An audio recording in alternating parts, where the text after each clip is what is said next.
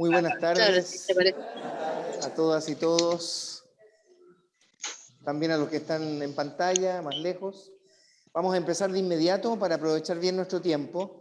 Yo la vez pasada ya aprendí que yo tengo que mejorar mi ritmo para que podamos pasar las cosas tranquilos y después podamos tener, como igual que la vez pasada, un momento de conversa.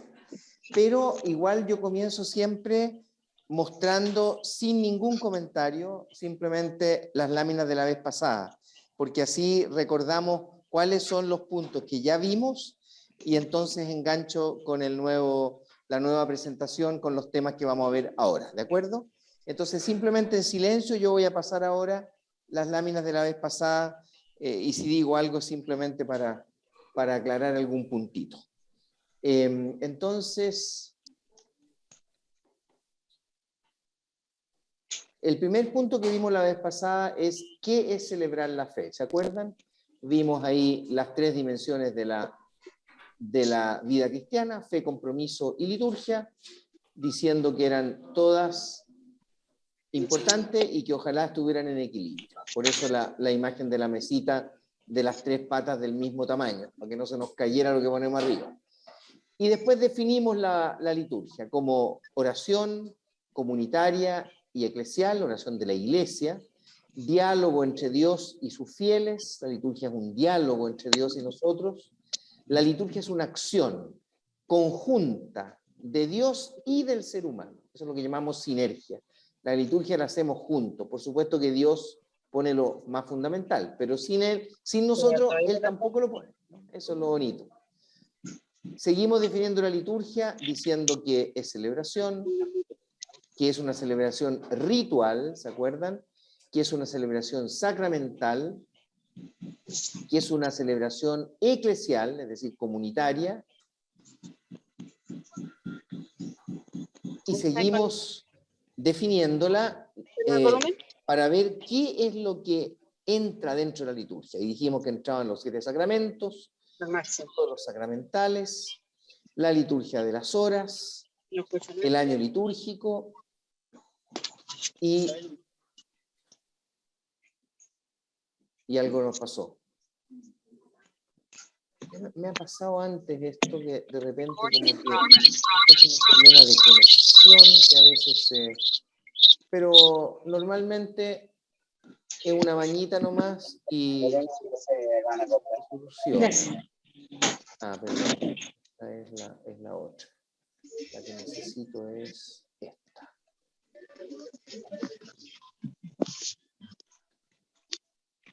Tengo uno, sí. Entonces íbamos aquí. Íbamos en la 5. Aquí, claro. Entonces esta la voy a abrir, ¿verdad? Eso. Entonces decíamos que la liturgia es 7 sacramentos, ¿verdad? Los sacramentales, que son muchos más, la liturgia de las horas, el año litúrgico y las celebraciones de la piedad popular. Y después de eso, entonces, dijimos que no es la liturgia y pusimos al menos dos ideas que son equivocadas. No es un conjunto de reglas, de normas y de rúbricas, a esa deformación la llamamos rubricismo, ni tampoco es una mera ceremonia exterior, hermosa. No es solamente la belleza la liturgia, o lo bonito que es el rito. Eso lo llamamos esteticismo. Son deformaciones esas de la liturgia que no quisiéramos, ¿no? Y entonces entramos en los 7 sacramentos para explicar muy brevemente, porque no podíamos entrar en detalle, cada uno de ellos, ¿verdad? Los sacramentos de iniciación, que son bautismo, confirmación y Eucaristía. Después, los sacramentos de sanación, que son la reconciliación y la unción de los enfermos. Y finalmente, los dos sacramentos que llamamos de estado de vida o de proyecto de vida o de servicio a la comunidad, como se llaman en algunas partes, que es el matrimonio y el orden. Entonces ahí tenemos los 7 sacramentos.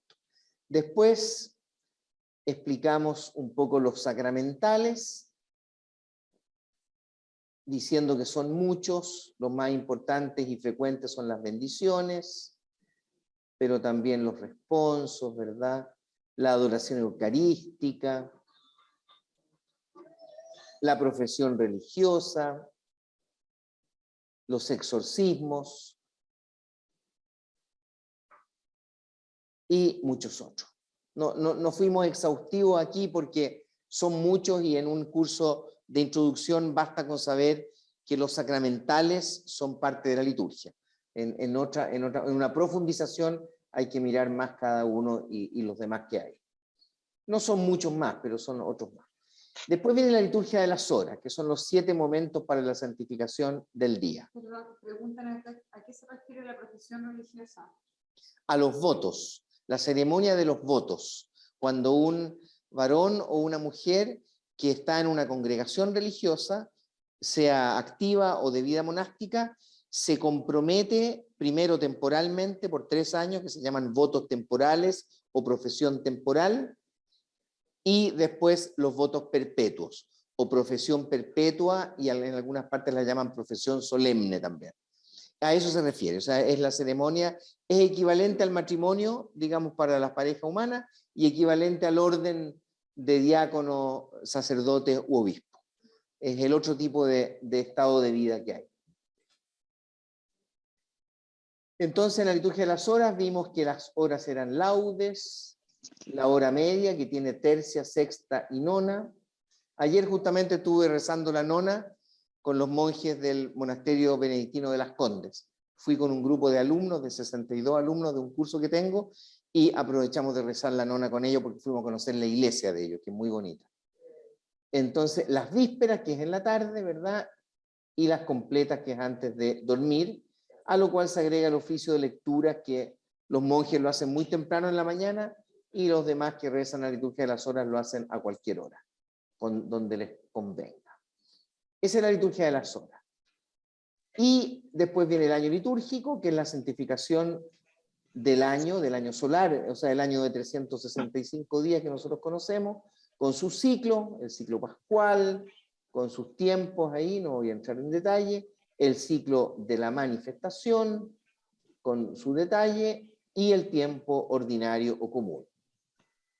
Entonces, y finalmente las celebraciones de la piedad popular, que es el quinto elemento de la liturgia, que ahí hay muchas, ¿verdad? Tenemos el rosario comunitario, las novenas, los triduos, el Vía Crucis, y otras celebraciones más locales, como el Quasimodo, por ejemplo, las posadas en México, y cada país aquí tiene sus propias costumbres. Claro, absolutamente.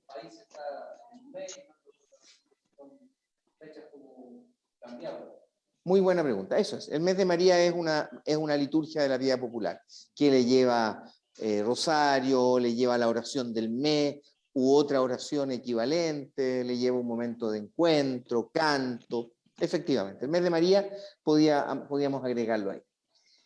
Después pasamos al segundo punto. ¿Qué celebramos en la liturgia? ¿Qué es lo que celebramos? Y ahí esta es una parte más de contenido, pero muy importante esta parte, porque esto nos ayuda a interpretar un poco lo que vivimos cuando celebramos la misa o cualquier otra cosa. Lo que celebramos es Jesucristo. El centro de nuestra fiesta es Él, lo que llamamos su misterio. ¿Se acuerdan? Y ahí yo expliqué un poco que su misterio es su muerte y resurrección, es su vida, su obra, su mensaje. A todo eso junto, como resumen de toda su vida, de toda la obra liberadora de Dios a lo largo de la historia, le llamamos misterio, el misterio de Cristo. Eso es lo que celebramos. Celebramos siempre esto, que no significa algo incomprensible, que es la idea habitual que tenemos de la palabra misterio, algo misterioso, algo oculto, algo que no entendemos. Pero no es solo eso. Claro, a Dios nadie lo entiende y en ese sentido podemos decir que es misterio. Pero también lo entendemos. O sea, Dios no es totalmente oculto, Él se nos presenta. Entonces, en el fondo, lo traducimos como el proyecto liberador de Dios. Eso es el misterio, el proyecto liberador de Dios, que lo entendemos también, lo conocemos, aunque siempre se escapa a nuestra comprensión plena, claro. O sea, es algo que comprendemos, pero que no comprendemos totalmente. Eso es lo que les decía, ¿no? Esta frase resume bien, yo creo, eso. Después, entonces, celebramos ese misterio que se prolonga por todos los siglos en la liturgia. Justamente en la liturgia, ese misterio se prolonga, se hace presente y actual cada vez que la celebramos. No es un recuerdo del pasado. Se hace presente y actual en el hoy y aquí de cada pueblo, de cada época, de cada lugar. Pasamos después al quién celebra la liturgia, el sujeto, quién celebra la liturgia. Y ahí, fíjense, esta otra cosa de contenido. El que celebra es Cristo, pero Cristo total, es decir, cabeza y cuerpo, es decir, Él que está ya en la gloria y nosotros celebramos junto con Él. Cristo glorificado y su iglesia. Cristo total y la iglesia, eso es lo importante. La iglesia, ahí puse que la iglesia en griego se dice eclesía, que significa asamblea. Cuando hablamos de iglesia es la asamblea, los que están celebrando. Ese Cristo total es Cristo sacerdote más cada persona bautizado o bautizado, que también es sacerdote, profeta y rey. Hoy día en la mañana bauticé a la Florencia y le dije esas palabras, ¿no? Que cuando le puse el crisma, y tú ahora eres sacerdote, profeta y rey. Así que la Florencia, que tiene como 4 meses nomás, ya es cura ya. Entonces, bueno, esto es por el bautismo, hay una pequeña explicación, que no la repito. La asamblea ahora, que celebra, ¿quiénes la componen? Muchas personas, todos los fieles, todos los que están en la asamblea, pero hay alguien que la preside en nombre del Señor y hay otras personas que tienen diversos roles y ministerios, lectores, ministros de la Eucaristía, coro, monaguillos, acólitos y otros más.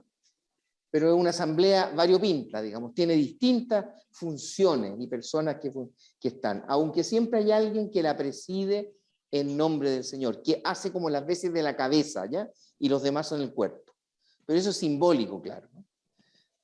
Después, ¿cómo celebramos? Y ahí entonces venía el tema de los elementos constitutivos de la liturgia. Y ahí lo más importante es esto que está en amarillo, ¿no? Perritus et preces, es decir, por medio de acciones y palabras, acciones simbólicas y palabras simbólicas. Eso significa por signos y ritos. Esos son los materiales principales de la liturgia. Todo en la liturgia es signo. El cáliz no es un mero vaso, ¿no es cierto? Por eso es que nosotros no usamos un vaso cualquiera. No porque no se pueda, se puede también. Y si ¿cuántas veces he andado yo mochileando, qué sé yo, y uno no va a llevar un cáliz? El mismo tacho que usa para tomar el café limpiecito, lo usa para celebrar la Eucaristía. Y eso no es ningún pecado. Pero claro, cuando tenemos la posibilidad, el cáliz es especial, es un vaso más bonito, más del material que sea, pero es como más cuidado, porque significa algo importante para nosotros. Definimos ahí lo que era un signo, ¿verdad? No lo repito porque eso es un poco más largo, y definimos lo que era un rito. Siendo que ambas cosas son fundamentales para la liturgia, los signos y los ritos. Los ritos también son signos, pero son signos más complejos, con acciones y palabras. En la liturgia todo es signo, todo es significativo, todo nos habla de Cristo, ¿no? Esto es lo importante que hay que tener presente. Seguimos después definiendo el signo, ¿verdad? Dijimos que había signos naturales, signos culturales, aprendidos, digamos, y signos religiosos también, que son culturales también, son aprendidos, ¿no? Después leímos este texto bonito del Principito, donde él habla de que los ritos son importantes en la vida, y ahí veíamos esa característica del rito de que es algo que se repite siempre igual o muy parecido. lo cual nos permite prepararnos a eso, ¿no? Yo les decía ahí, imagínense que tuviéramos que inventar la misa cada vez que la celebráramos, sería terrible.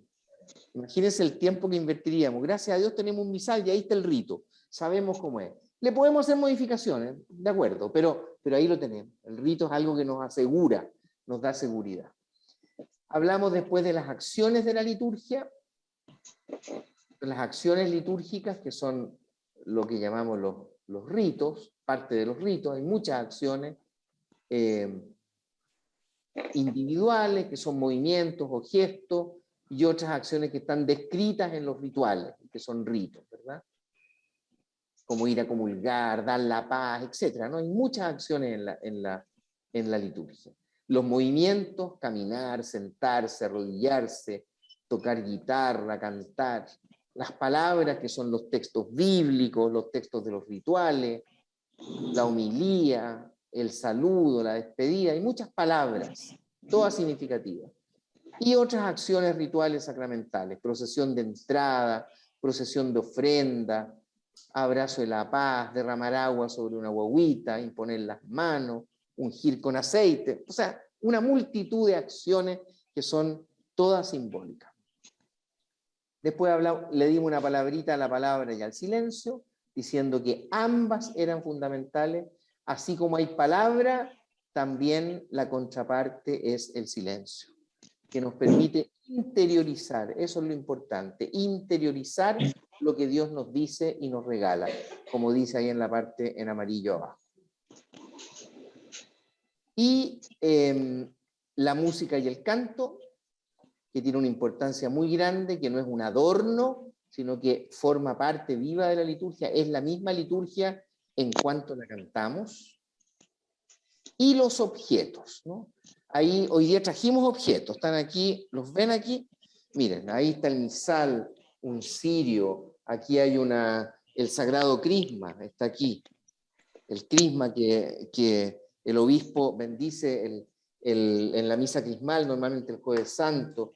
Tenemos un corporal donde se pone el cáliz y la patena, un purificador, tenemos un copón aquí con tapa, ¿verdad? Con tapa para guardar hostia. Tenemos las vinajeras para poner el agua y el vino. Tenemos la patena del cura, tenemos una estola acá, una estola roja, muy bonita, con un racimo de uva y una espiga de trigo, y tenemos un ritual también, en este caso el ritual del bautismo, del matrimonio y de la Eucaristía fuera de la misa. O sea, estos son todos objetos de la liturgia que nosotros seguramente todos los conocemos ya, no era para enseñarlos, sino que más bien para tomar conciencia de que con esto hacemos la liturgia, este es el material también de nuestra liturgia, ¿no? Y es importante, por supuesto, que lo cuidemos, que sean objetos limpios, hermosos, que estén cuidados, ¿no? En fin, eso todos lo sabemos y por eso los valoramos. Entonces, bueno, aquí está la lista de objetos, vasos sagrados, vestimenta litúrgica, materia de los sacramentos, el vino, las hostias, etcétera, las imágenes de culto, la luz, el cirio pascual, los cirios de altar, los utensilios, el acetre, el paño de la mesa, la palia, y otros como incienso, flores, velas, etc. O sea, muchos materiales. Después ahí hicimos un acercamiento de algunos de ellos, que no lo repito, simplemente lo pongo acá, un acercamiento a los libros litúrgicos, después un acercamiento a los vasos sagrados, ¿verdad? El cáliz, la patena, el copón y la píxide, portaviático, ostensorio o custodia. El relicario del Papa está ahí en la imagen con uno bien moderno, ¿no? Que no es el típico sol, es un sol como más loco, sol loco, pero es muy bonito, claro. La crismera, aquí, bueno, y después la vestimenta litúrgica, que ahí presenté unas albas, unas estolas de colores, la casulla, la capa pluvial, el paño humeral, el amito, en fin. Y la materia de algunos sacramentos, hostias, crisma, vino, agua, Nos perdimos de esto. el óleo de enfermo, el óleo de catecúmeno, son la Esto lo materia de veía en algunos la de los clase sacramentos. anterior. Y Sí, las híjole, imágenes de culto, ¿verdad? Que son propias de nuestra iglesia para celebrar la liturgia. El crucifijo y otras imágenes de Cristo, una muy típica del Sagrado Corazón de Jesús, es bastante común en muchas iglesias. Bueno, obviamente la Virgen María, el cuento de la el anterior. trono de la iglesia o de la capilla, San José muchas veces está también en las iglesias, y otros santos y santas. Escenas bíblicas pintadas a veces, la cruz de altar, cuando no hay crucifijo, y la luz y el fuego, ¿verdad? Los cirios, el fuego de la vigilia pascual.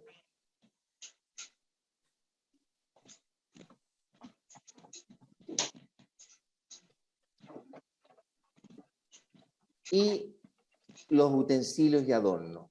El acetre con el hisopo para echar el agua bendita, el incensario, ¿verdad? La naveta para el incienso, donde se guarda con una cucharita para sacarlo, las vinajeras para el vino y el agua, los paños de misa, corporal, purificador, palia, las flores, y ahí terminamos.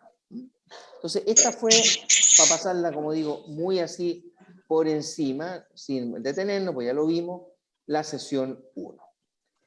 Y enganchamos entonces ahora con la sesión 2, que no sé si, la tengo que abrir, yo pensé que la tenía abierta. Aquí está la sesión. Le mejoré un poco el contraste a esta para que la viéramos mejor en pantalla. La tenía con poco contraste la anterior. Aquí se ve mejor el contraste de los claros y los oscuros. Muy bien, entonces vamos a ir de inmediato entonces a la materia de hoy, que es el punto 5. Habíamos llegado hasta el punto 4, empezamos con el punto 5. Es el punto del cuándo celebramos. O sea, meternos un poco en el detalle ahora de los tiempos y ritmos que tiene nuestra liturgia en la iglesia. Entonces, aquí es bueno tomar conciencia porque es algo que al hacerlo nosotros, como que no lo reflexionamos, no nos damos cuenta de la importancia que tiene, de que la liturgia se celebra en el tiempo y en el espacio, que son como dos coordenadas que inevitablemente todos los seres humanos vivimos en ella. Vivimos en un espacio, aquí por ejemplo estamos en un lugar, si no estuviéramos aquí estaríamos en otro, ese es el espacio, y estamos en un tiempo, que es este tiempo. Hoy día no es domingo a las 10 de la mañana, es sábado a las 25 para las 5. O sea, nuestra vida inevitablemente es situada en el tiempo y en el espacio. Y lo mismo la liturgia. Ahora, la liturgia se aprovecha de eso, se aprovecha para su bien, le saca el jugo, por así decirlo, al hecho de que se celebre en el tiempo y en el espacio. Y tanto el tiempo como el espacio le da significado. O sea, el misterio de Cristo, que es el motivo de nuestra celebración, se expresa también en el tiempo y en el espacio. Tiene expresión, se hace significativo. Lo importante, por lo tanto, es que la liturgia no es una acción abstracta, es una acción situada como todo lo que hacemos nosotros en la vida humana. Ahora, lo propio, teológicamente, aquí lo que hay que saber, este es un término técnico, lo que hace la liturgia es que santifica el tiempo. Acuérdense que la palabra santificar hay que entenderla bien, ¿no? Es muy simple, más simple de lo que pensamos. Es el hecho de que Dios, digamos, le permitimos a Dios que actúe en eso. Eso significa santificar. Por eso los sacramentos santifican, porque Dios actúa en nosotros, produce un efecto cuando nosotros nos bautizan, cuando comulgamos, etc., ¿no? Eso es santificar, es como abrirle el paso a Dios para que Él entre, para que Él obre, para que Él intervenga. Ese es el concepto de santificar. No es como uno podría pensar separar las cosas, ponerlas en un ámbito así abstracto, es todo lo contrario, es que eso concreto permite, digamos, la bajada de Dios ahí. Entonces la liturgia santifica el tiempo, lo hace trascender a la esfera simplemente humana y natural al que pertenece, porque el tiempo es de nuestra vida cotidiana, como digo, no lo podemos cambiar, y lo orienta al ámbito de Dios y de lo sobrenatural. Por eso es que es tan importante en la liturgia también celebrar tranquilo, ¿no? No hay nada peor que las liturgias apuradas. Podrá demorarse más o menos una misa, eso depende de muchos factores, pero nunca debiera ser apurada, digamos, ¿no? Porque es un tiempo que le regalamos al Señor para que actúe, para que se haga presente. Entonces,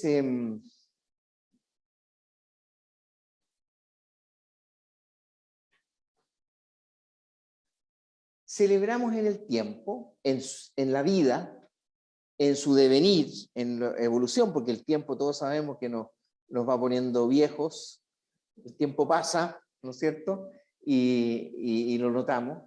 Celebramos en la historia, que es el tiempo interpretado por el ser humano, al cual el ser humano le da sentido, lo interpreta, lo llena, lo intenciona, ¿no? La historia es eso. Celebramos a lo largo del día, celebramos a lo largo del año y celebramos a lo largo de la vida del ser humano. Acuérdense, los sacramentos, por ejemplo, que precisamente están hechos de forma que partimos con el bautismo y terminamos con la unción antes de morir, o con el viático, si es que le damos la comunión a la persona. Es decir, de alguna manera, toda la vida de un ser humano está marcada por esta santificación de Dios en momentos clave de su existencia. No nos deja nunca de la mano, digamos, la liturgia. Siempre la tenemos a mano. En los distintos, y también celebramos en tiempos fuertes, ¿no? Por ejemplo, es típico, me acuerdo cuando fue el terremoto del año 2000, ¿cuándo fue esto? Estoy más perdido ya. No, que yo estaba, del 85. Claro, yo estaba recién ordenado cura, me ordenaron en el 84. Y estábamos a punto de comenzar la misa cuando fue el terremoto, porque hay una misa del domingo en la tarde, ¿se acuerdan que fue en la tarde, no? Fue como media hora antes de nuestra misa. Y esa misa fue tan bonita, fue menos gente, porque claro, hay gente que estaba tan asustada que no quería ir a la iglesia por miedo que se cayera, a pesar que la iglesia era nueva y era entera de metal, así que era muy difícil que se cayera, pero uno entiende el miedo. Pero los que fueron, tuvimos una misa inolvidable. ¿Por qué? Porque esa cosa tan tremenda que nos acababa de pasar, que estábamos todos así, hizo que nuestra oración fuera maravillosa, que los cantos los cantáramos con fuerza. Había una confianza en esa misa muy bonita, ¿no? Y eso puede pasar también con otros tiempos fuertes que uno, o acontecimientos fuertes de la existencia que celebra, ¿no? Pues sean nacionales o lo que sea, ¿no? Hay muchas ocasiones para celebrar. El año litúrgico tiene una representación que a mí me gusta, en la que mejor encuentro, que es la de una espiral. ¿Se fijan que aquí hay como una espiral que va como parte allá abajo, digamos, ¿no? Aquí va dando vuelta, dando vuelta, dando vuelta, dando vuelta, y aquí va. Y cada vuelta completa es un año. Pero lo bonito que tiene la presentación de la espiral es que cada año está como encima del otro. O sea, si una espiral uno la mira desde arriba, parece un círculo, ¿verdad? Si uno mirara una espiral absolutamente desde arriba, parecería un círculo. Pero si uno la mira medio de lado, como acá, se da cuenta que cada vez que se completa el círculo, no estamos en el mismo punto de antes, estamos uno más arriba. Hemos avanzado, ¿no? Hemos avanzado en el círculo, pero también hemos avanzado como para arriba. Entonces, esta imagen es buena porque muestra que el año litúrgico es algo que siempre se repite igual, pero al mismo tiempo siempre es nuevo. ¿En cuántos años se puede retomar ese mismo ciclo? Empezamos en el año 10.000 al año 25.000. ¿Sería la misma lectura o no se repite? O sea, cada 3 años repetimos las del domingo, ¿no es cierto? Claro, pero digo, no son la misma lectura. Y a veces cada sí, no, los domingos los repetimos cada 3 años. Igualitos, digamos, ¿no? El año A se repite cada 3 años, el año B cada 3 años y el año C cada 3 años. Eso se repite igual.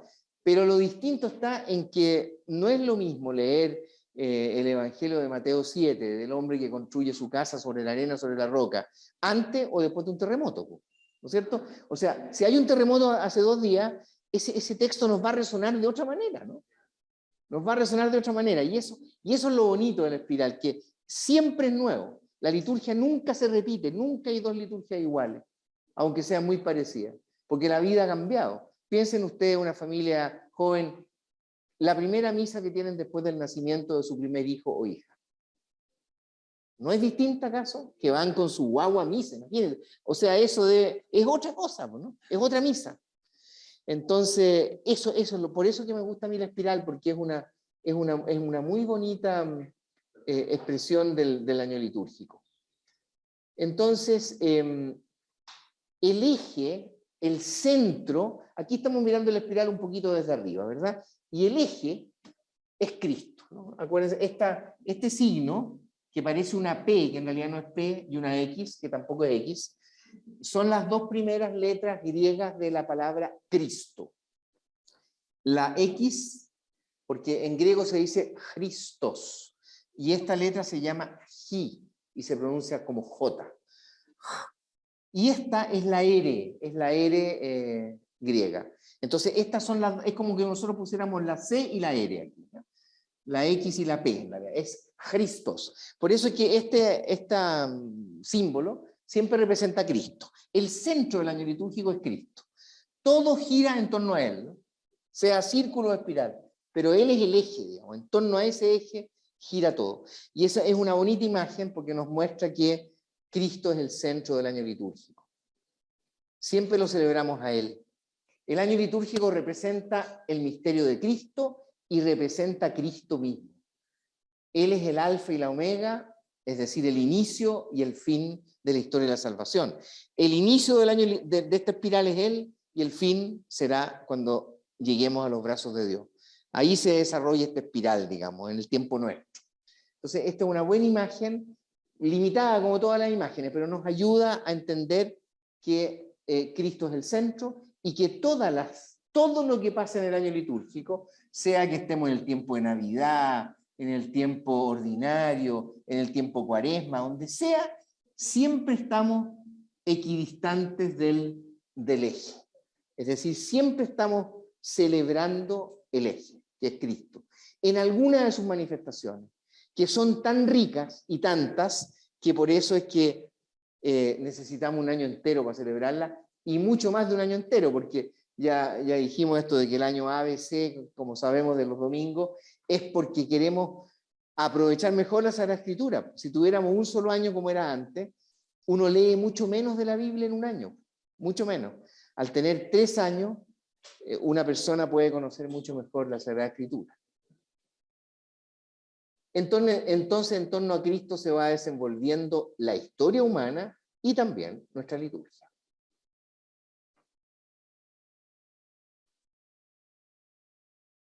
El año litúrgico, obviamente, tiene la misma duración que el año solar, pero lo que es distinto es que tiene un inicio distinto y un final distinto. ¿No es cierto? El año solar en el occidente y en la gran mayoría de los países del mundo, hay algunas excepciones como China y algunos otros que tienen otro inicio. También acá, ¿no? El mundo Mapudungún, por ejemplo, tienen otro inicio y ahora último se está celebrando también. Y es interesante, pero el año litúrgico cristiano comienza en un momento distinto, pero tiene la misma duración, que ahí está la duración exacta, ¿no? 365,2422 días. Es decir, lo que demora un giro de la Tierra en torno al Sol, ¿no? Es distinto su inicio y su fin. ¿Y cuál es entonces, como sabemos, la última celebración del año viejo nuestra, que va a llegar pronto ahora? Es la hora nona, acuérdense de la liturgia de las horas, la hora nona que es las 3 de la tarde. Esa hora nona es la última liturgia que hay del año viejo. Porque, y esto acontece en sábado, no en domingo. El sábado después del domingo de Cristo Rey. Y la primera celebración del Año Nuevo Eclesial ya son las vísperas. Acuérdense, después de la nona vienen las vísperas en la liturgia de las horas. Y las vísperas se llaman vísperas precisamente porque ya celebran al día siguiente. Entonces, las vísperas del primer domingo de Adviento, ahí comienza el año litúrgico. Comienza no la misa del domingo de Adviento, sino que el día anterior en la tarde, digamos, cuando cae el sol. Eso es interesante porque los judíos no tienen la idea nuestra. Para nosotros el día comienza cuando sale el sol y termina cuando el sol se va. Ese es el concepto de día que tenemos nosotros. Los judíos tenían otro. Para los judíos el día comienza cuando cae el sol. Ahí comienza el día siguiente. ¿De acuerdo? Entonces, por eso es que, y de ahí viene esto de las vísperas. Por eso es que nuestras vísperas tienen la mentalidad judía. Es decir, el día próximo, el domingo de Adviento comienza con las vísperas del sábado anterior, no el domingo. Y eso es lo que permite también que nosotros celebremos misas dominicales el día sábado, en la tarde. De ahí viene, ¿no? Bueno, después el año litúrgico tiene esta cosa que es tan importante, que es el domingo. El domingo es el ritmo fundante del año litúrgico. O sea, este ritmo no se interrumpe jamás ni por ninguna razón. Siempre el ritmo, el año litúrgico está ritmado por una semana de 7 días y que comienza para nosotros con el domingo. ¿Se han fijado que hay una diferencia? No sé si lo han advertido, pero cuando uno ve un calendario católico, por ejemplo, el que está en la libreta Año del Señor, qué sé yo, ¿no? Y uno ve la semana completa puesta, o el mes, siempre está el domingo al lado izquierdo. O sea, la semana comienza con el domingo y el sábado al lado derecho. En cambio, los calendarios o agendas civiles, no, ponen el lunes al lado izquierdo y el domingo al lado acá, ¿no? Como que termina la semana con el domingo.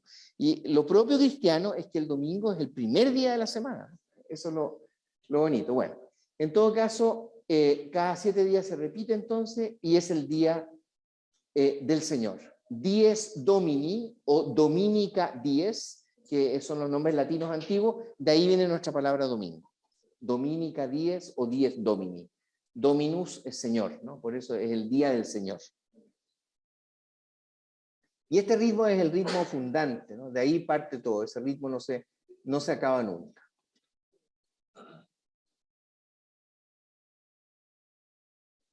Vamos bien.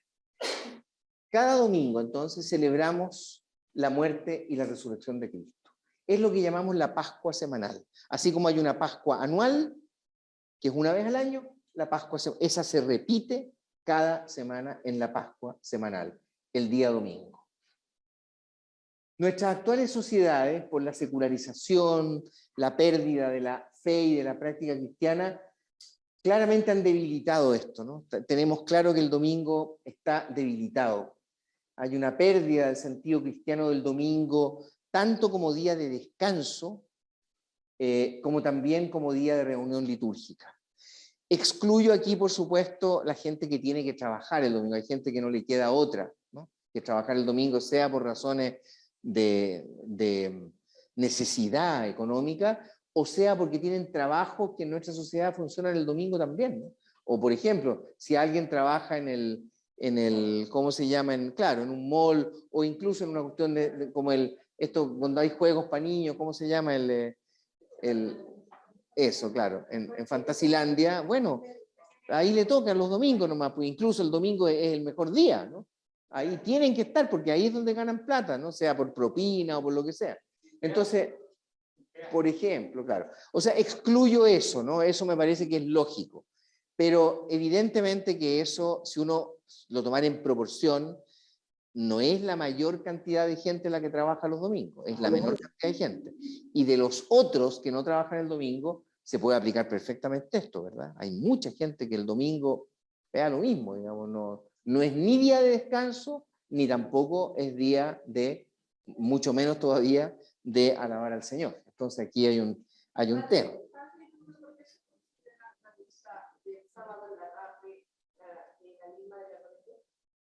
Por lo que dije antes, porque ahí nosotros utilizamos la manera judía, israelita antigua de contabilizar el tiempo. El día comienza cuando cae el sol. Entonces, el domingo comienza el sábado cuando cae el sol. Y nosotros adoptamos eso. Entonces, después de la caída del sol, igual a veces lo hacemos antes, en verano sobre todo, que se oscurece tan tarde, pero eso es simbólico, ¿verdad? Ahí celebramos ya la misa del domingo. ¿Ocurre solamente de sábado para domingo? No, igual. Claro, por ejemplo, si el 8 de diciembre, por ejemplo, que es el Día de la Virgen, ¿verdad? Cae un miércoles, el martes en la tarde ya se puede celebrar la misa de la solemnidad. Vale para todos los días. Porque todos los días igual, pues el día siguiente comienza cuando cae el sol del anterior. La otra forma de santificar el tiempo, ya lo veíamos en general, es la liturgia de las horas.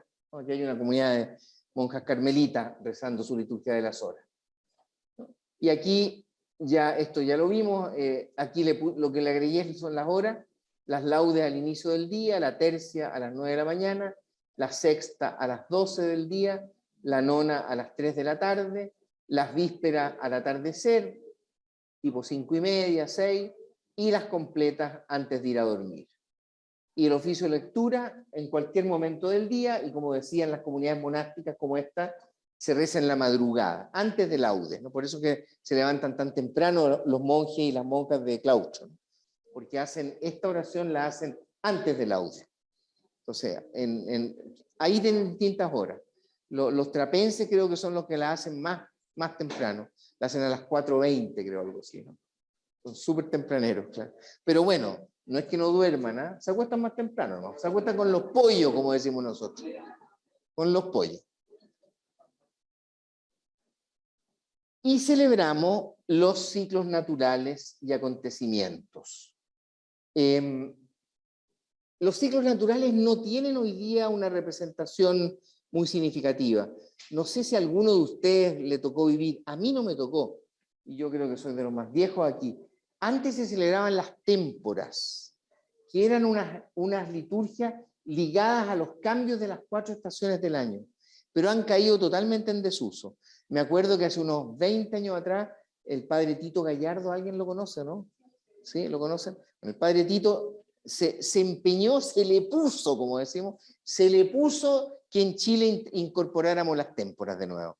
Y varios otros liturgistas le dijimos, mira, la verdad es que no lo vemos muy, no sé, es como restaurar algo del medioevo, así una cuestión como que hoy día es tan difícil.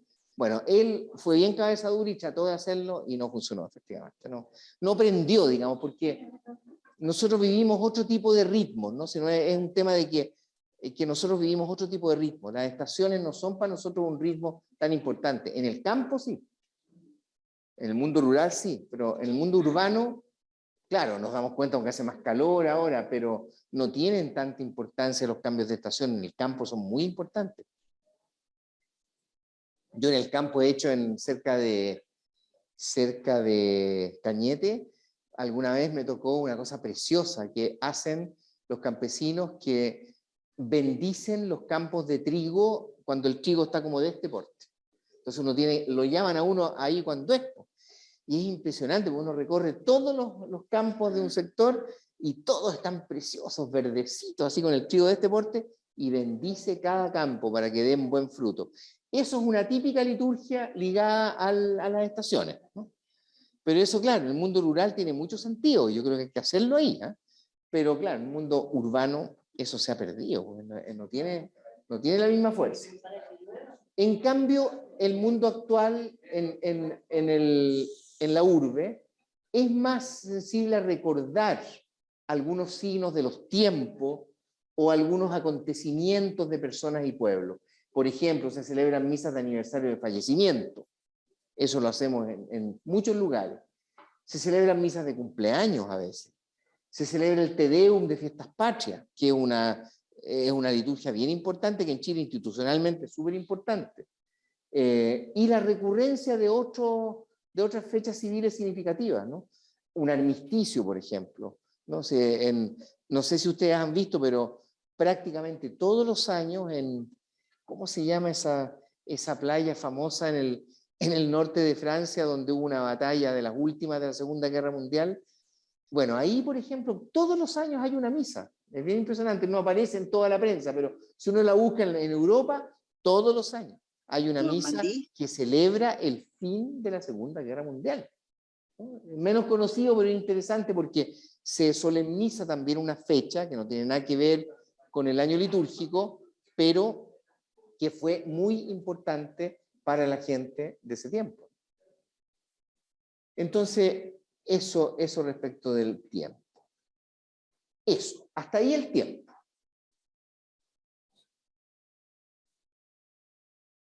Vamos a, como estamos muy bien de tiempo, vamos a dar unos minutitos ahora de preguntas sobre el tiempo, ¿ya? Antes de pasar al tema del espacio. Entonces, si tienen preguntas, los que están en pantalla, si tienen alguna pregunta sobre cualquiera de los ítems de la liturgia que se celebra en el tiempo, háganla con toda confianza. Y aquí también, por supuesto, los que están presentes.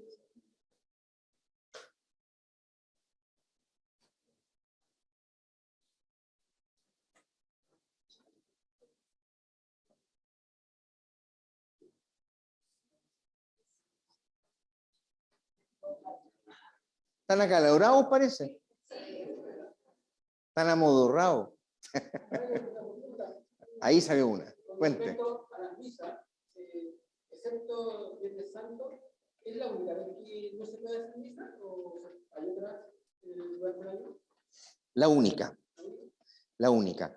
Ahora, recordando que no es solo el Viernes Santo, es también el Sábado Santo. Digamos, es hasta la Vigilia Pascual.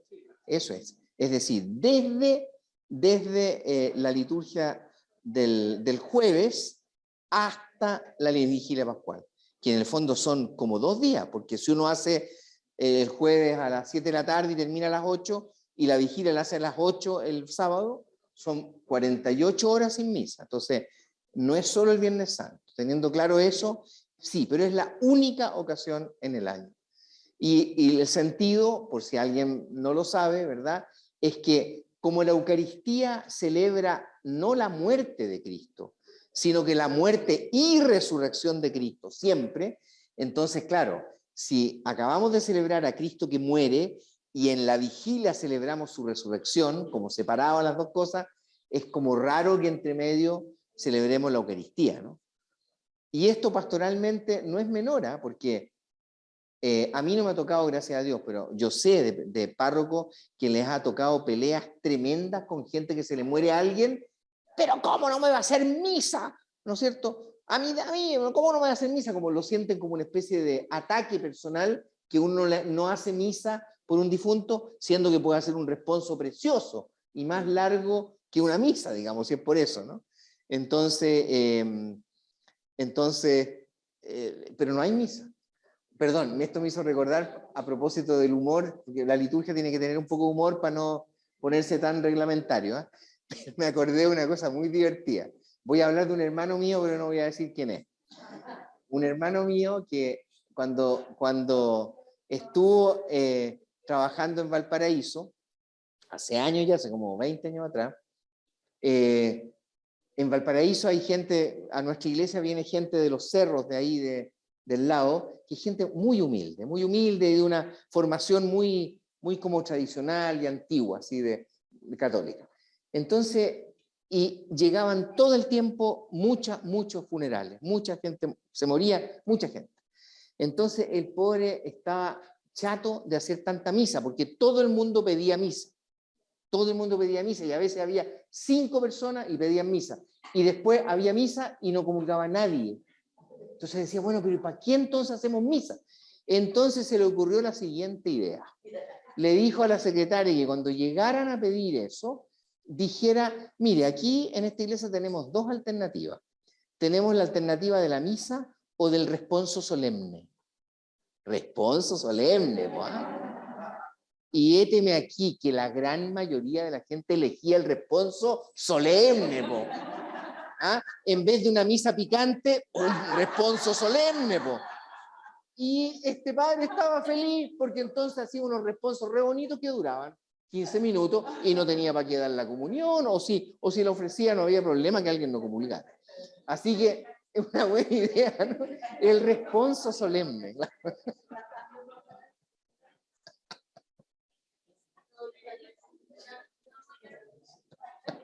¿Ya adivinaron quién era?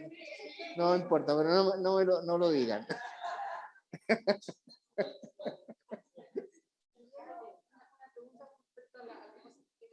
¿Cuántos aceites existen o para qué son los distintos aceites? Existen 3 tipos de aceite. Aquí ustedes trajeron el aceite, el crisma, dice SC ahí, SC, Sagrado Crisma, que es el que se usa para el bautismo, la confirmación y el orden sacerdotal. Y existen otros 2 más. Uno es el óleo de los enfermos, que se usa solo para ungir a los enfermos en el sacramento de la unción. Y el tercero es uno que se usa muy poco, que se llama óleo de los catecúmenos.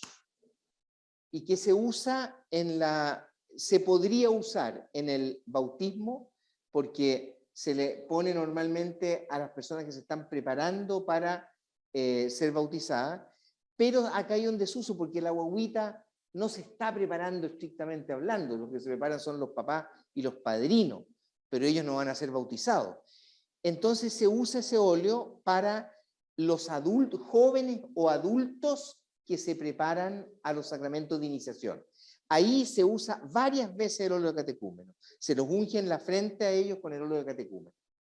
Yo lo he hecho con algunas personas adultas. Entonces tiene muy poco uso, por eso es que es menos conocido. Entonces, Sagrado Crisma, óleo de los enfermos y óleo de los catecúmenos.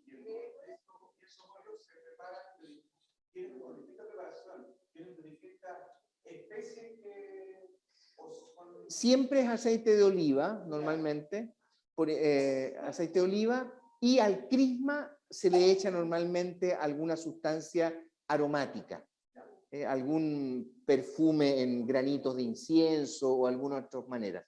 Yo he descubierto que una cosa re fácil es echarle incluso perfumes o colonias de spray, yo les echo un poquito adentro de la crismera y se mantiene muy bien allá adentro.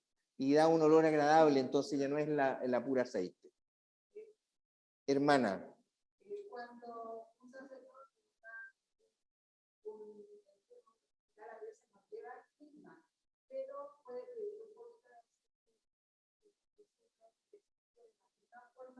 de aceite de clima. Así es. En caso de que no tenga aceite a mano, el sacerdote tiene la facultad de bendecirlo. Pero es muy bonito que no se lo olvide, ¿verdad?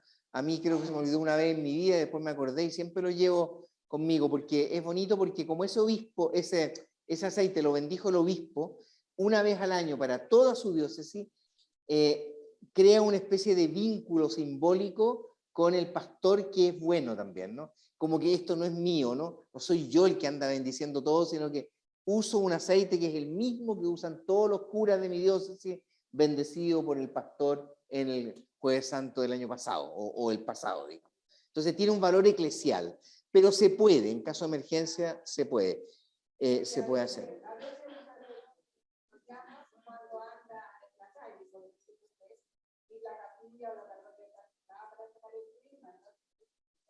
Sí, de acuerdo. Por eso le digo que ahí también este curita tiene que ser más precavido, porque él tiene que saber que puede andar en la calle cuando lo llamen y por lo tanto tiene que andar en su mochila con el crisma, ¿entiendes? Aún cuando anda en la calle o cuando va de vacaciones, por ejemplo, ¿no? Una cosita, el crisma, solamente el óleo de los enfermos lo puede bendecir el cura. El cura no puede bendecir crisma. Si le falta crisma, tiene que arreglársela para ir a buscar. Y si le falta óleo de catecúmeno, igual. Bernia. ¿Sí? ¿Cuántas misas se puede asistir en un día? A todas las que lo inviten. Dígale que a todas las que lo inviten. A todas. Y la pregunta que seguramente dice, ay, ¿por qué no le pregunté? ¿Y se puede comulgar en todas? Se puede comulgar en todas. Porque son misas distintas. Se supone que uno comulga en todas las misas a las cuales va. Además, eso es muy extraordinario, ¿no? Toca muy rara vez que a uno le toquen 2 misas al día. 3 veces al día ya es muy raro que le toque a uno, ¿verdad? Tendría que ser mucha la casualidad. Pero puede ir a todas y puede comulgar en todas. Hermana.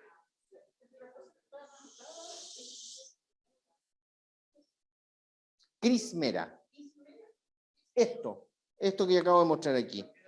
La que contiene el sagrado crisma se llama crismera. Claro, crismera. Es el pequeño recipiente este metálico donde se pone el crisma. En caso de una necesidad en un bebé, una persona no bautizada y está a punto de fallecer, ¿está facultada cualquier hermano para hacer esta bendición del agua? Claro, no, es que ahí el agua no se bendice. No se bendice el agua. La persona que bautiza de emergencia usa cualquier agua limpia, de la llave, cualquiera la que tenga, pero no la bendice, no es necesario bendecirla. La bendición del agua es una cosa que se hace para una cuestión ritual nomás, y porque está el sacerdote, pero no es necesario bendecir esa agua para bautizar. Lo importante es que sea agua limpia, eso sí.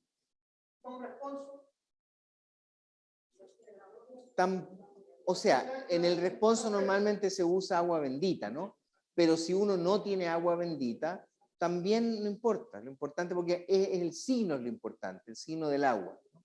Si es agua bendita y la tiene, mejor todavía, pero digo, eso no cambia lo esencial en realidad, ¿no? Pero la semana pasada se dijo que cualquiera de nosotros podía bendecir. Exacto. Si fuera la ocasión, igual se podría bendecir. Por ejemplo, cualquiera de nosotros con fe y el nombre de Jesús. exacto. Claro, o sea. El Viernes Santo no se puede realizar misa, ¿verdad? Pero yo conozco un caso de que uno bautizo el Viernes Santo. Ese bautizo es nulo. No, pero es que no es misa, pues el bautizo no es misa. Pero, o sea, el bautizo sí se puede hacer ese día. Claro, claro. Ahora, lo normal es que no haya bautizo un Viernes Santo, ¿verdad? A nadie se le ocurriría, pero si es necesario, se puede hacer. Lo que no puede haber es Eucaristía. Eso es lo que no puede haber.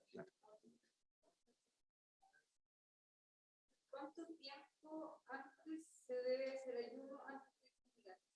El derecho canónico dice que tiene que pasar 1 hora desde mi última comida hasta el momento que yo comulgue. 1 hora. Por lo tanto, es bastante fácil cumplir eso, porque uno, entre que sale de la casa, llega a la iglesia, pasa la misa, pasa la homilía de media hora del cura latero, ya cumplió de más la hora para... Bueno, ya se habló un poco de quién puede celebrar el bautismo en caso de necesidad, pero la otra es quién puede hacer un responso. Cualquier persona.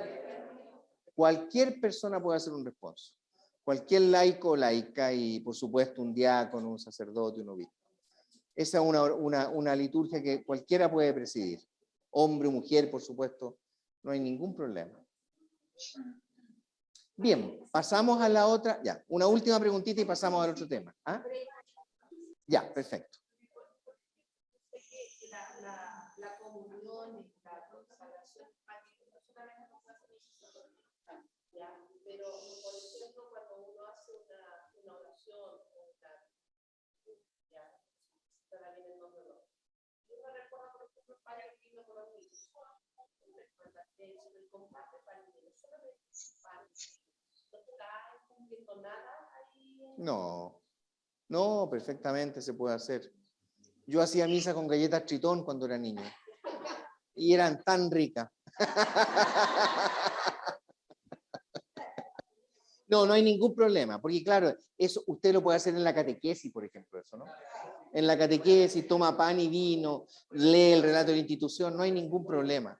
Bueno, igual en la pandemia, yo creo que todo lo hicimos también, la pandemia fue como... O sea, si lo veían en la pantalla, se estaba haciendo allá, digamos, pero uno muchas veces también se ponía pan y vino ahí, claro, como signo para compartir, claro. Ya, hacemos un break entonces con para que vayan a tomar un alguito y ustedes vayan a tomarse algo también en su casa. No, un vinito no, un cafecito.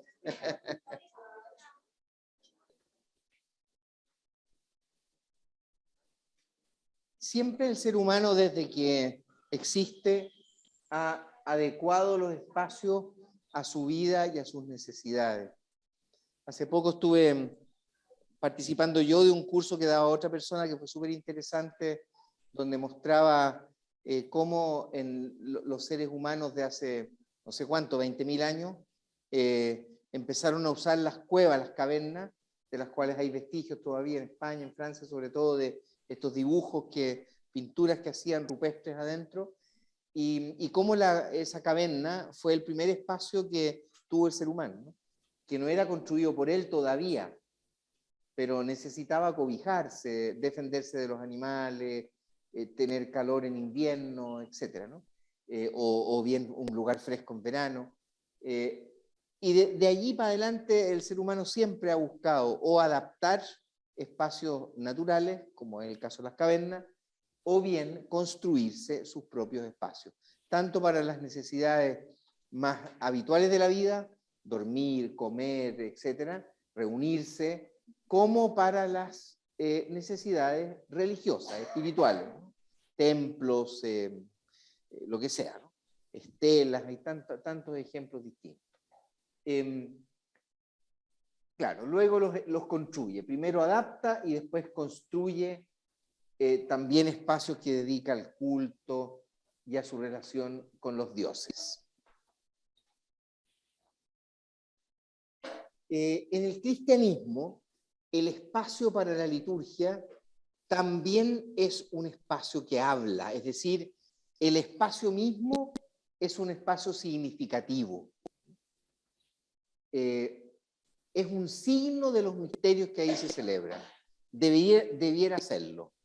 Yo estuve muy cerca aquí, ustedes no todos son de aquí, de esta parroquia, pero estuve muy cerca de Pablo Rojas, que fue el arquitecto de esta parroquia, que es muy amigo mío. Yo lo conocí cuando él estaba en cuarto medio y yo fui su profesor de religión. Ahí nos conocimos. Y le tengo mucho cariño a él y a su familia. Y estuve muy cerca de él acá. Yo también estudié 4 años de arquitectura antes de entrar en el seminario, entonces siempre me interesé mucho por la arquitectura. Y entonces estuve muy al tanto desde el inicio de cuál era la idea de él y compartida con la comunidad y con los religiosos para esta iglesia de acá, ¿no? Que es una iglesia muy sencilla pero muy bonita, ¿no? Que tiene toda una idea detrás que no siempre se conoce y que, bueno, porque también él quiso hacer esto, quiso que el espacio litúrgico, el espacio de la celebración, fuera un signo de lo que allí se celebra.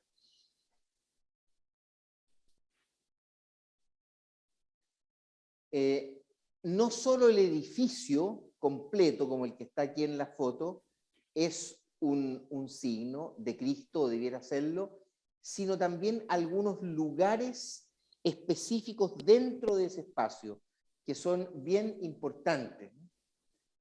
Por ejemplo, aquí los vamos a ver en detalle, pero aquí en este espacio que uno ve, dentro de este espacio hay, por ejemplo, un lugar donde están las bancas, que aquí están en redondo, está esta especie de plataforma que está con 2 gradas, ¿verdad? Que es el presbiterio.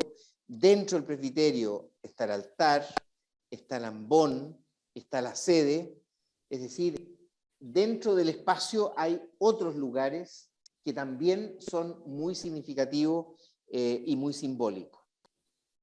Ahora, el espacio completo es para celebrar y para orar. Tiene esas 2 funciones. Normalmente a una iglesia, cuando uno entra y está vacía, uno puede rezar. Son lugares que debieran acoger la actividad de la oración personal. Ser agradables como para sentarse un rato a orar. Y por supuesto, para celebrar la fe. Pero sea uno, celebrar en comunidad me refiero, pero sea uno u otro, siempre es para encontrarse con Dios. Eso es lo propio del espacio sagrado o del espacio litúrgico, o como lo queramos llamar, del espacio cristiano para la liturgia. es un lugar para encontrarse con Dios. Ese es su objetivo, poder encontrarse con Dios allí. Lo cual no significa que uno no se pueda encontrar con Dios en otras partes, ¿verdad? Está claro. Pero cuando construimos un espacio litúrgico, tiene que ser para eso.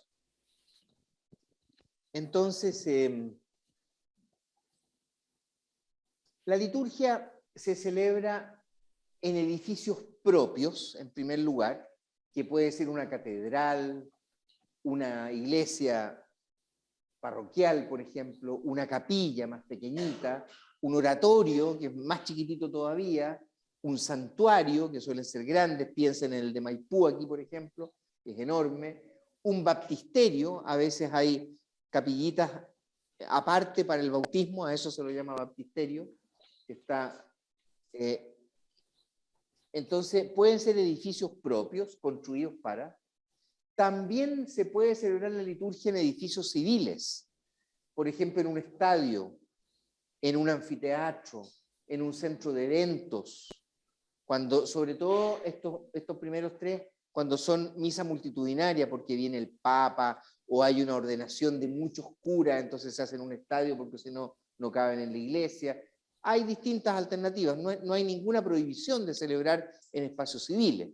Normalmente se hace porque los espacios nuestros no son tan grandes, ¿no? No cabe cualquier cantidad de gente, siempre son limitados. Por parte de los espacios civiles, ¿también se puede celebrar la Eucaristía, por ejemplo, en la cancha? Claro. Pero en el caso de que haya una celebración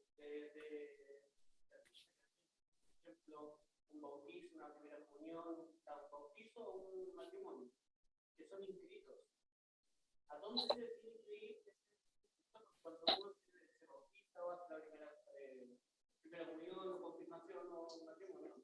Y ya inscrito en alguna parroquia.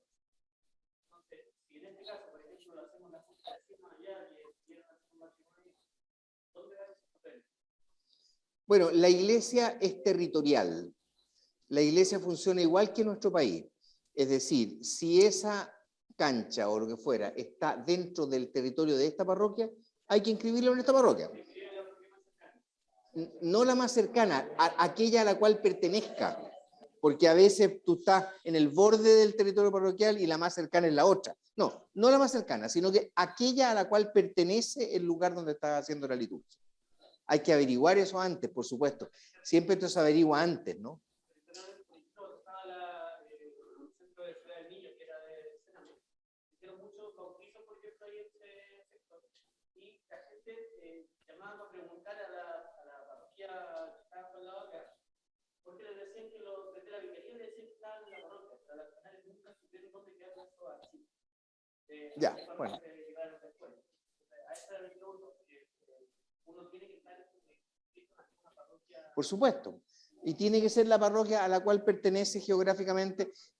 Tú vas al arzobispado y está la mapa de todo Santiago y tú puedes determinar exactamente a qué parroquia pertenece cualquier lugar de Santiago. Es una cuestión práctica, digamos. Pero ahí habría que hacerlo, claro. Ahora, igual hay que pedir permiso para hacer esa cosa. No se puede hacer por ejemplo, no se pueden hacer matrimonios en centros de eventos. Hay varios obispos en Chile que lo tienen tajantemente prohibido. Los matrimonios tienen que ser en iglesia. No pueden ser ni al aire libre ni en un centro de eventos. Hay algunos centros de eventos que tienen iglesia y que el obispo ha permitido a ese centro de eventos, porque tiene una iglesia que construyeron para eso, hacer ahí matrimonio. Pero tiene que ser con permiso explícito del obispo. Eso es bien importante.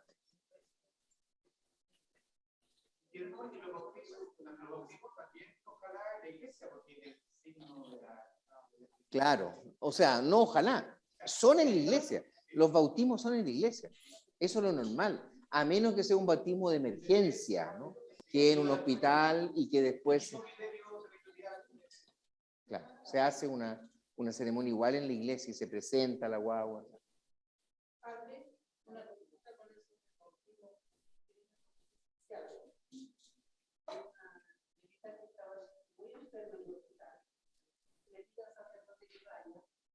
Y él solamente le pone la agüita y pide que... Así es. Claro, porque los bautismos de emergencia son solamente con agua. Se bautiza a la persona, pero después hay que ponerle el crisma en la iglesia, porque faltó esa parte. Así es, claro, eso es. Eso en el caso que la guaguita sobreviva, ¿no? Porque a veces no sobreviven y ahí, claro. Pero lo bueno es que esa guagua, con la sola agua, queda bautizada válidamente. Si sobrevive, ahí se le pone el crisma en la iglesia. Claro. Entonces, edificios civiles, que pueden ser hospitales, también de repente uno celebra una misa, me ha tocado a mí, en una sala de hospital, una sala común donde hay 10 camas, y le ponen a uno ahí para Navidad, por ejemplo, y va uno el 25 en la mañana y celebra la misa con las personas que no pudieron salir, por ejemplo, ¿no? O en una casa, en casos extraordinarios, puede haber también una misa, qué sé yo, a veces hay familias con las cuales se celebra un 50 años de matrimonio de los abuelitos que ya no les cuesta mucho ir a la iglesia y hacen una cosa en el patio de la casa y ahí se puede celebrar una misa también. Después, en espacios al aire libre también, plazas, canchas, aeródromos, barrios, caminos, también eso tiene que ver sobre todo cuando hay misa multitudinaria. A mí me tocó la misa la primera misa que hizo el Papa Juan Pablo en Chile cuando vino, el año 87 fue, claro. Yo era cura un par de años ya, y esa fue en el aeródromo de Rodelillo, allá en Viña.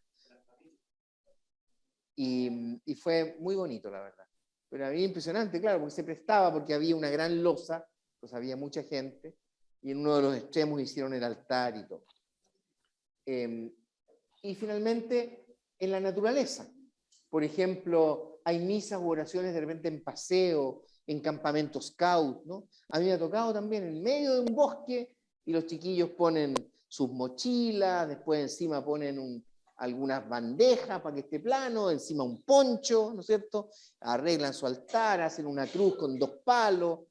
Bueno, eso también es posible, en la naturaleza también. Entonces aquí estarían las distintas alternativas: edificios propios construidos expresamente para la liturgia, edificios civiles, espacios al aire libre y la naturaleza. O sea, toda la gama de posibilidades donde se celebra la liturgia.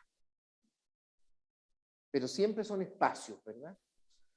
El espacio litúrgico construido ahora, que también se llama edificio iglesia, así lo llaman los técnicos, ha cambiado mucho a lo largo de los siglos. Esto es muy importante tenerlo claro. Ha cambiado mucho. Y tiene muchas variantes en las distintas tradiciones cristianas. No son iguales las iglesias en todas las tradiciones cristianas. En Occidente, por ejemplo, nosotros estamos en Occidente, fue durante siglos, muchos siglos, un edificio como el que está en la imagen de la izquierda. Un edificio rectangular, alargado, con el altar al fondo, situado en la parte oriental. Siempre en el pasado las iglesias se hacían de oriente a poniente. Y el altar estaba en la parte del oriente. Y esto era simbólico. Esto se ha perdido hoy, pero si ustedes ven una pila de iglesias que hay en nuestra ciudad, en Santiago de Chile Antigua, esto lo cumple. Piensen, por ejemplo, en San Francisco, que todos la conocemos, está en la Alameda. La Alameda es una calle que va de oriente a poniente. Y la iglesia de San Francisco tiene el altar para el lado oriente. Y con toda intención, con toda intención. Y si piensan en las iglesias de la Merced en el centro, de las Agustinas en el centro, esas tienen el altar hacia el oriente. Pero en cambio la catedral lo tiene al poniente y la iglesia de Santo Domingo lo tiene al norte. ¿Ah? Pero en general, claro, porque eso tampoco era una norma rígida, pero si se podía, se hacía siempre el altar al oriente. ¿Y por qué? ¿A quién se le ocurre por qué? ¿Por qué? ¿Cuál es el simbolismo? Ya, el oriente, porque Jesús es la luz, es el sol, y el sol sale por el oriente. Entonces el altar se pone en el oriente. Bueno, durante siglos fue así, y un edificio, como digo, alargado, ¿no? Que está basado en la en la Basílica Romana, que era un edificio parecido. Aquí hay un ejemplo muy clásico, ¿no? de una iglesia, en este caso italiana. Se ven ustedes muy lineal, con 3 naves. Nave se le llama a cada uno de estos espacios. La nave central, donde suelen estar las bancas, y 2 naves laterales. Bueno, un poco como es nuestra catedral también acá. Que tiene, claro, tiene la desventaja que cuando uno queda detrás de un pilar hay mucha gente, uno no ve nada, ¿no? ¿A quién no le ha tocado en la catedral eso? Que uno queda detrás de un... Y uno ahí está, pues, mirando el mármol ahí. Mirando el mármol toda la misa, ¿no es cierto? Claro. Pero para que ustedes... Este esquema fue muy clásico. Tan clásico que nosotros lo tenemos metido a fuego en el subconsciente religioso. Díganle ustedes incluso a cualquier niño que pinte una iglesia y les va a pintar siempre una iglesia como más alargada y con el altar al fondo. Es como está tan metido en nuestro consciente que no podemos, como, por lo menos hasta ahora, soltarnos de esto. La reforma litúrgica del Vaticano II, en cambio, desde el año 65, privilegió otro tipo de planta, con el altar que está más al centro, ¿no? Como aquí, por ejemplo, en esta iglesia del lado. De modo que la asamblea se sitúe en torno al altar. Porque el altar es lo que simboliza a Cristo en medio de su pueblo. Más que el tema del sol, que es más abstracto, ¿no? El altar es el símbolo más potente de Cristo que hay en toda nuestra iglesia, o debiera serlo. Entonces, Cristo está en el centro y nosotros nos orientamos hacia el altar. Antes nos orientábamos hacia el oriente, por eso la palabra orientar se llama así. Hoy día nos orientamos hacia el altar. El altar es lo que debiera captar la atención, ser como el centro del espacio litúrgico. Aunque no sea totalmente en torno, ¿verdad? Para que no le dé nadie la espalda a nadie, pero sí como un abanico, como esta de aquí, o como en San Pedro y San Pablo, que tiene una especie de U, ¿verdad? Donde hay gente que está como de lado y otra gente que está de frente. Lo han cambiado también un par de veces ahí, no sé cómo estará ahora, la verdad. Ya, perfecto.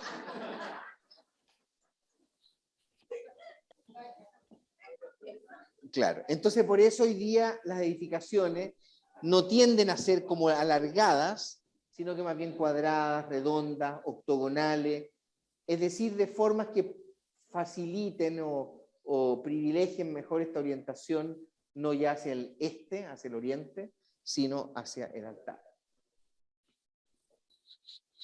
Esta es la que les mostré antes, que es un buen ejemplo, no está en Chile, pero es un bonito ejemplo de una iglesia, fíjense que notablemente orientada hacia el centro del altar, ¿no? En el medio está el altar, aquí la sede, aquí el ambón, y la asamblea en torno a este centro. No me acuerdo, la verdad. No me acuerdo, pero no es en Chile. No es en Chile. La imagen de Cristo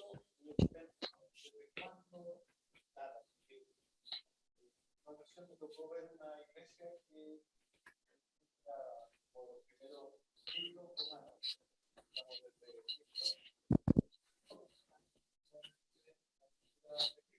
Bastante cuadrada, con los pilares de adelante, pero la persona me dijo, no, la figura de Cristo es posterior, claro. Como el séptimo, o el siglo VII, vamos a hablar. Es como propio, está bien muy simple, muy bonita, pero era muy sencilla. Sí, efectivamente, el crucifijo, como se llama, que hoy día está puesto en las normas de la construcción de un edificio litúrgico, en toda iglesia debe haber un crucifijo, es decir, una cruz con la imagen de Cristo, no cruz sola, como hay aquí.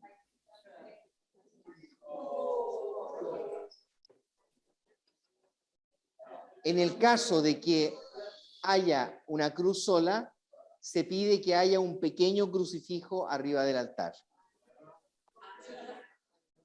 ¿Hay aquí o no? Ya. ¿Por qué? Porque la imagen de Cristo crucificado es fundamental para nosotros. Nosotros sabemos que la imagen de Cristo crucificado no es la imagen de Cristo muerto, es la imagen de Cristo muerto y resucitado. Lo que pasa es que, bueno, ahora, esa imagen, la primera imagen conocida en el occidente de Cristo crucificado es del siglo V. Antes nunca se representó a Cristo crucificado. Se lo representaba siempre resucitado. Por ejemplo, como el buen pastor, por ejemplo, Cristo con una ovejita puesta encima, pero siempre resucitado. Recién en el siglo V aparece la primera vez, y recién en torno al siglo VII, era correcto lo que te dijo esta persona, empezó a difundirse que en todas las iglesias debía haber un crucifijo. O sea, es una costumbre muy antigua, pero que no fue desde el inicio, porque obviamente lo que más le impresionó a las primeras generaciones de cristianos no era que Cristo había muerto, pues si todos nos morimos.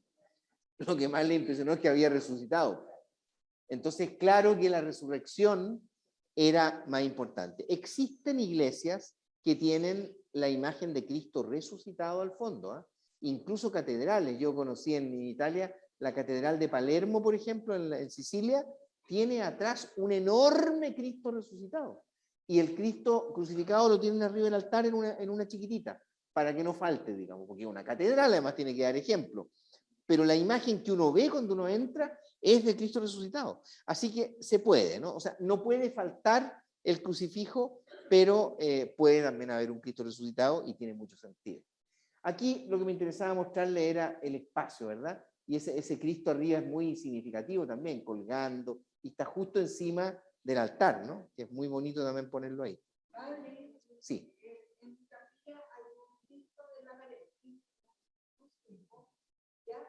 ¿Es necesario que yo también ponga el altar? No, pues.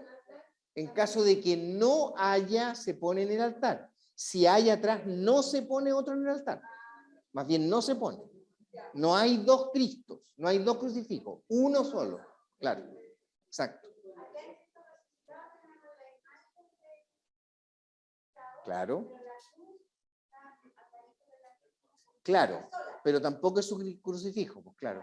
Así que también tendrían que tener arriba del altar un pequeño crucifijo con Cristo puesto. Es norma, digamos.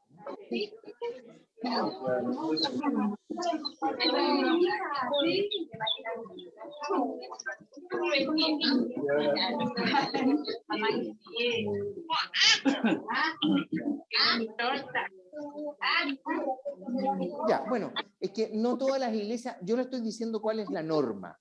Ahora, obvio, hay miles de ejemplos que no cumplen la norma y otros que sí. Pero la norma es esa. La norma es que tiene que haber un Cristo crucificado o atrás, grande, o bien en el altar. Esa es la norma que hay en la iglesia. Por la importancia que tiene Cristo crucificado para nuestra espiritualidad, digamos, ¿no? Después, los lugares significativos, estamos terminando ya, es el altar, que es símbolo del propio Cristo y constituye el centro de la asamblea.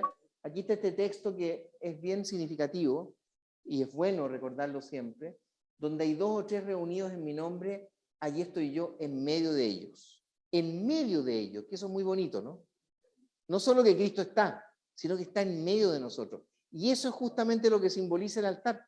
Está en medio de la asamblea. No al fondo, como antes del Concilio Vaticano II, que estaba por allá atrás, al fondo, y había una pila de gradas. Y además el cura estaba de espalda. Entonces, no estaba en medio de la asamblea Cristo, estaba como allá, lejos, ¿no? Ahora el altar es el centro del espacio litúrgico, muy basado en este texto.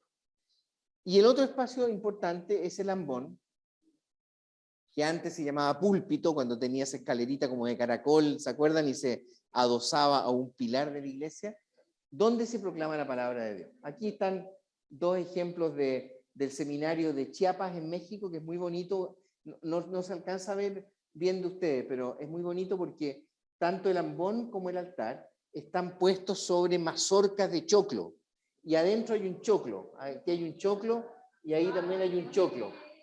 Entonces, porque en Chiapas El choclo es muy importante, el maíz es la base de la alimentación de esa diócesis de México. Entonces quisieron representar justamente aquí donde hablamos de alimento, el alimento del cuerpo y sangre y el alimento de la palabra de Dios, pusieron la mazorca ahí como símbolo, ¿no? Muy bonito. No hay ninguna norma al respecto. Donde quede más cómodo nomás. No hay norma al respecto. Puede estar al derecho o al izquierdo. Los otros lugares significativos son la sede, que es donde se sienta normalmente el obispo o el presbítero que preside la Eucaristía sobre todo. Este es el del santuario de Santa Teresa de los Andes en Auco, una silla de madera. En las catedrales se llama cátedra la sede, por eso catedral, ¿no? Es el lugar de la cátedra o de la sede del obispo. Después está el sagrario o tabernáculo, donde se conservan las hostias consagradas, tanto para su distribución fuera de la misa como para la adoración eucarística. Este de aquí es una capillita en el santuario de la Virgen patrona de Roma, que queda en las afueras de Roma, está el santuario, la Virgen del Divino Amor se llama. Y este es un sagrario moderno que tiene una luz cenital de arriba, que entra la luz desde arriba justo, y es de mármol, ¿no? Y aquí, esto que simboliza como un pan, es la puerta metálica del sagrario, ¿no? Se abre ese pan, digamos, y adentro están las hostias. Padre, el Concilio Vaticano II también cambió la posición del sagrario, siempre estaba detrás en el altar. Claro, exactamente. En algunos lados está como tan alejado de... Claro, bueno que lo diga. Antes estaba siempre justo detrás del altar. Pero el Vaticano II dijo, a ver, es raro esto de que nosotros produzcamos a Cristo en el altar cuando atrás está Cristo. Justo detrás del cura está Cristo ya. Entonces, eso como que es una especie de cortocircuito. Entonces dijo, no, es mejor distinguir. Una cosa es la celebración de la Eucaristía, donde en el altar se consagra el pan y el vino nuevos, y otra cosa es el sagrario que está en una capillita lateral. Aquí Pablo lo hizo muy bien, ¿no? La capillita lateral acá del Santísimo está atrás a un lado. Y es capillita porque uno puede ir ahí a rezar, porque ahí está siempre Jesús presente. Pero no tiene nada que ver con el altar que está a este lado de acá, ¿no? Entonces, ese es el ideal. En San Pedro y San Pablo también está a un lado, no está detrás del altar. Entonces también eso vale también, positivo, digamos, ¿no? La fuente bautismal, aquí está la de la iglesia de San Expedito en Reñaca, o pila bautismal, es el lugar del sacramento del bautismo. En muchas iglesias mayores suele estar en una capilla propia, que se llama baptisterio, como ya dije antes. Después la pila de agua bendita, que suele estar al ingreso de una iglesia, este es el de la Catedral de Viena, y el confesionario, aquí hay uno bien top, que es un confesionario, fíjense, entero de vidrio, con vidrio grueso, para que no se escuchen los pecados. Pero se ve al pecador. No se escuchan los pecados, pero se ve al pecador. Es interesante, ¿no? Una cápsula de vidrio, digamos, ¿no? Moderno, claro. Con una salita adentro, ¿no? Hoy día ya no se usa mucho el confesionario con rejilla. Todavía existen iglesias más tradicionales, pero hoy día se usa más bien una salita, un lugar de... Muy bien, entonces hasta aquí llegamos con los 6 puntos del curso básico o inicial de liturgia.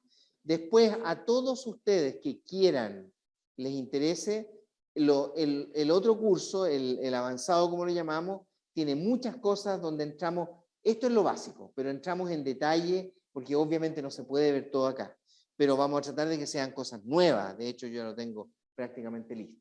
Entonces están invitados cordialmente si quieren tomar esos otros 2 cursos avanzados que van a ser en el mismo estilo de este, también en sábado y también en el mismo horario. ¿Ah?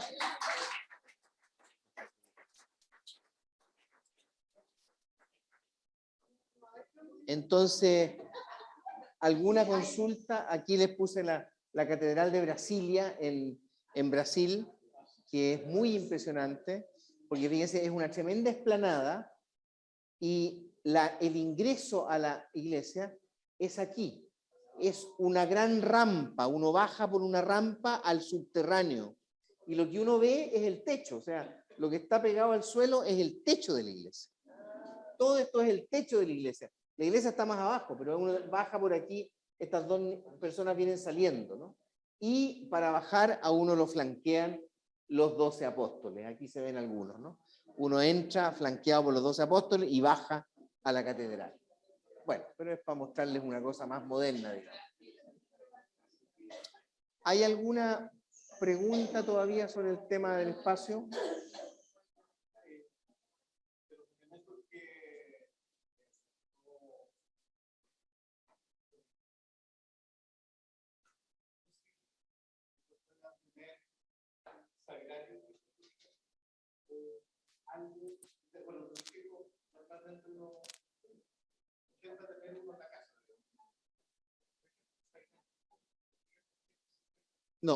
No se permite, solamente se permite que haya sagrario en las iglesias o en los conventos, incluso los conventos grandes tienen que pedir permiso al obispo para tener más de un sagrario, porque claro, un convento grande, la pobre monjita, ¿no es cierto?, que tiene que caminar como 500 metros para ir a hacer adoración, le conviene más ir a la capillita que tiene al lado de su pieza.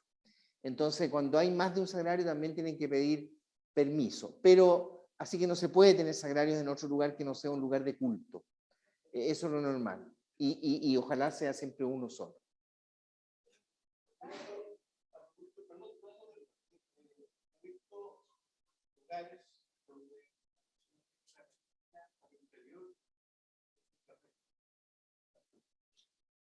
Ahí sí, esa capilla, para estar ahí, tiene que tener ciertos requisitos, autorización claro. Y condiciones. Así es. No simplemente lugar de colección. Exacto. Y muchas veces a esas capillas que, por ejemplo, que antes existían, solían existir en fundos, en latifundio, muchas veces no se les permitía tener sagrario. Eran lugar de misa, pero no se les permitía tener sagrario. Sobre todo porque nadie aseguraba que ese sagrario lo fuera a visitar a alguien, porque a veces pasaba de abril a noviembre vacío, ¿no? Y recién en el verano había misas y cosas. Entonces, generalmente no hay sagrario en ese tipo de iglesia. ¿Javiera? Sí, en el tema del altar, cuando se hace una iglesia nueva, como que habla el altar. Así es. ¿Por qué entonces no puede hacer misa en parte? Hablaba de lo del altar.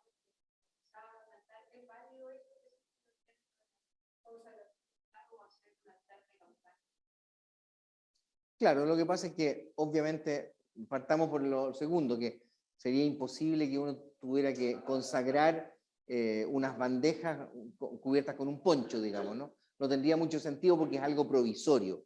Pero se trata que los altares construidos en capillas sean sólidos y ojalá no sean movibles. Entonces, ese altar, que es un símbolo de Cristo más fuerte, ese normalmente se dedica, junto con la dedicación de la iglesia, y se le echa crisma. A eso también se le echa crisma. Se le echa crisma. Pero más, a veces una botellita entera, ¿no? Claro. Y se consagra. Pero en el fondo es como para darle más realce al símbolo, ¿verdad? Es un símbolo poderoso, fuerte de Cristo en medio de la asamblea. Por eso es. Sí. ¿Dónde deben ubicarse las personas que participan de la liturgia durante la misa? Lectores, los de la colecta, los acólitos, el mismo sacerdote. Me refiero a si pueden sentarse detrás del altar donde suelen estar las sillas para el sacerdote, o si al sacerdote se le puede poner la silla adelante del altar. Todas las posibilidades que pone son correctas y buenas. El ideal es que el cura no esté solo en el presbiterio. Eso es un ideal. Que lo acompañen acólitos, lectores, los guías, ¿no? Es lo normal, porque además para hacer mejor el círculo en torno al altar, ¿verdad? Porque si está solo él, queda como aislado igual de la asamblea. Entonces, el ideal es que haya gente que esté con el sacerdote acompañándolo. Eso es el ideal. Cómo se haga en cada lugar ya depende del espacio que haya y todo.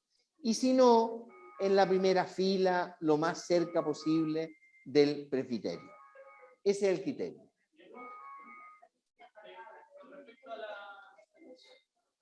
mismo del altar, antiguamente se usaba que el altar iba con una reliquia de algún santo.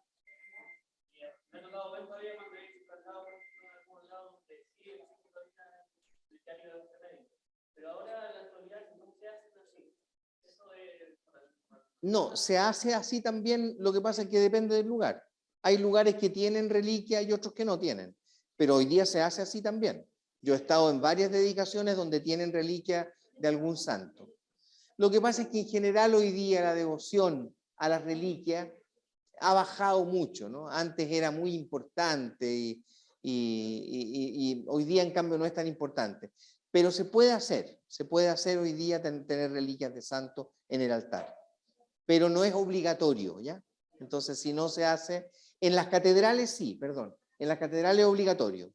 Si se construye una catedral nueva, tiene que haber reliquias de algún santo. Eso. Ya. Entonces, me obligan a despedirme. Me ordenan despedirme. No. Gente... espérate, déjame, me despido y la haces ahí, ¿de acuerdo? Me quiero despedir de los que están por internet, online, en línea, y agradecerles su atención y invitarlos también cordialmente a si quieren tomar la otra parte del taller.